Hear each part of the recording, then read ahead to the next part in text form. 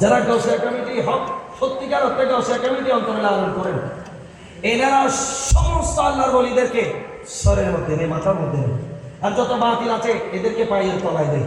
এটা গৌসিয়া কমিটির শিক্ষা।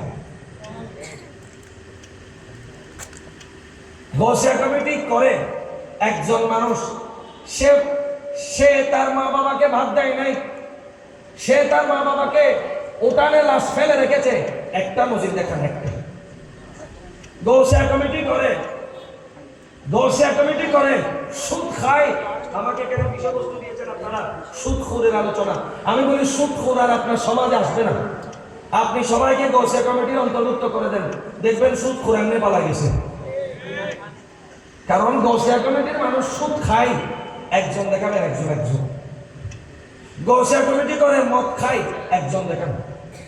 গৌসিয়া কমিটি করে মা বাপকে বের করে দিয়েছে ঘর থেকে, একজন দেখান একজন। গৌসিয়া কমিটি করে নামাজ পড়ে না, আমি বলি আপনি জানেনই না, আপনার খবরই নেবেন। গৌসিয়া কমিটি যে করে এর সাথে আপনি কিছুদিন চলবেন, দেখবেন এই মাগরিবের নামাজের পরে আপনি চলে গেলেও এই মসজিদে বসে আছে। প্রশ্ন করবেন ভাই বসে আছো কেন? সে বলবে আমার নামাজ এখনো শেষ হয় নাই। কেন? বলে আমার এখনো 6 রাকাত সালাতুল আওয়াবি বাকি আছে। সুবহানাল্লাহ। গৌসিয়া কমিটি ওই সংগঠন যে গৌসিয়া কমিটির হাতে এখন পর্যন্ত আজ পর্যন্ত কোনোদিন লাঠি দেখে নেই।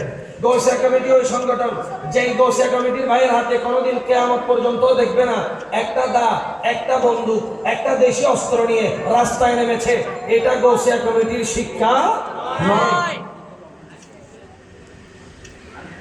এখানে সবাই গৌসিয়া কমিটি করবেন, বিষয়টা এমন হবে।